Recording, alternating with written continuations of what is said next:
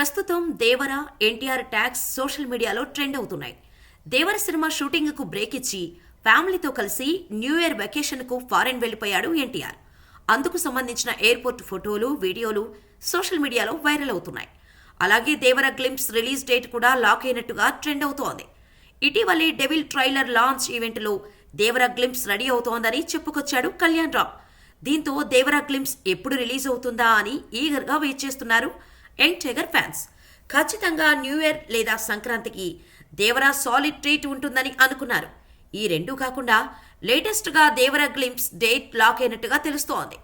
జనవరి మొదటి వారంలో విడుదల చేసేందుకు మేకర్స్ ప్రయత్నాలు చేస్తున్నట్టు సమాచారం. ఇండస్ట్రీ వర్గాల ప్రకారం జనవరి 8న దేవర గ్లింప్స్ రిలీజ్ చేస్తారని టాక్ నడుస్తోంది. దీనిపై ఇంకా ఎలాంటి అధికారిక ప్రకటన రాలేదు. కానీ దాదాపుగా ఆ రోజు దేవర నుంచి పవర్ఫుల్ గ్లింప్స్ బయటకు రావడం పక్కా అంటున్నారు. ఒకవేళ అప్పటికీ కుదరదంటే జనవరి 2వ వారంలో సంక్రాంతికి రిలీజ్ అయ్యే సినిమాలన్నిటికీ దేవర గ్లింప్స్ను అటాచ్ చేసి రిలీజ్ చేయాలని భావిస్తున్నారట.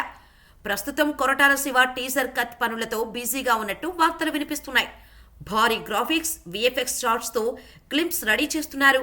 2 భాగాలుగా రానున్న దేవర మొదటి భాగం ఏప్రిల్ 5న భారీ ఎత్తున రిలీజ్ చేసేందుకు సన్నాహాలు చేస్తున్నారు.